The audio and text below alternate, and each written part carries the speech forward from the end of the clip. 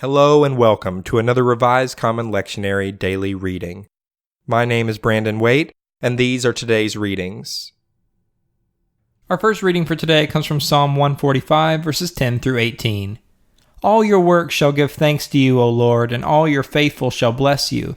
They shall speak of the glory of your kingdom and tell of your power, to make known to all people your mighty deeds and the glorious splendor of your kingdom. Your kingdom is an everlasting kingdom, and your dominion endures throughout all generations. The Lord is faithful in all his words and gracious in all his deeds.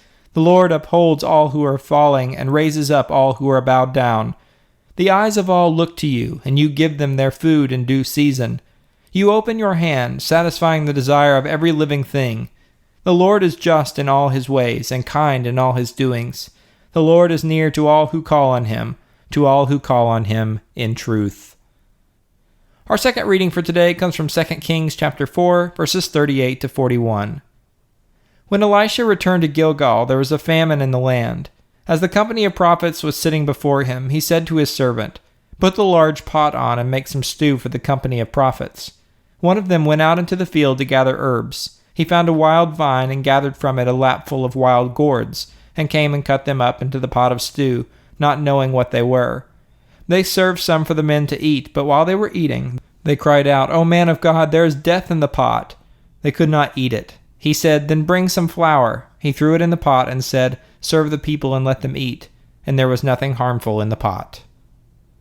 Our final reading for today comes from John chapter 4, verses 31 to 38. Meanwhile, the disciples were urging him, "Rabbi, eat something." But he said to them, "I have food to eat that you do not know about." So the disciples said to one another, "Surely no one has brought him something to eat." Jesus said to them, "My food is to do the will of him who sent me and to complete his work. Do you not say, 4 months more and then comes the harvest?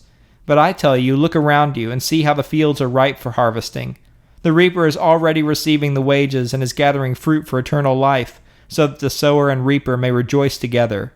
For here the saying holds true, one sows and another reaps. I sent you to reap that for which you did not labor.